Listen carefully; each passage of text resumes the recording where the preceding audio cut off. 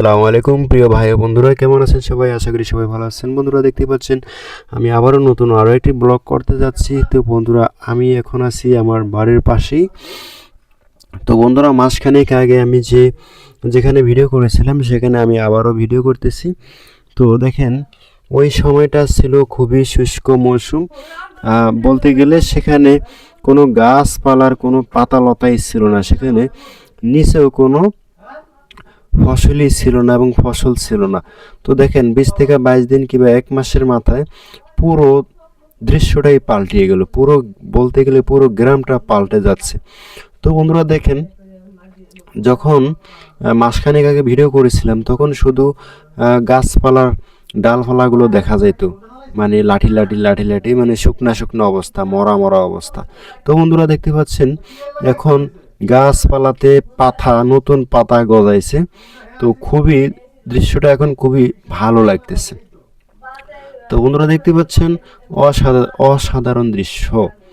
গ্রামের এই প্রকৃতি কার না ভালো লাগে, ছুটে আসে গ্রাম শহর থেকে গ্রামে এই প্রকৃতি দেখার জন্য। তো বন্ধুরা দেখতে পাচ্ছেন এখানে নিচে ফসলি জমি দেখা যাচ্ছে, মাসখানেক আগে কিন্তু এরকম ছিল না।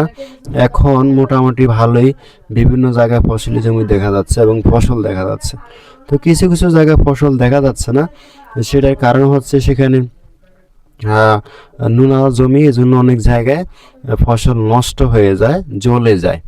তো এই জন্য আর কি সেখানে ফসলগুলো আর হয়ে উঠতে পারে না, জ্বলে যায়। তো আবার কিছু কিছু জায়গায় দেখা গেছে যে ফসল রোপণই করে নেয়। তো বেশিরভাগ জায়গায় ফসল রোপণ করছে, আর কিছু জায়গায় ফসল দেখা গেছে নোনা জমিনের কারণে নষ্ট হয়ে যায়।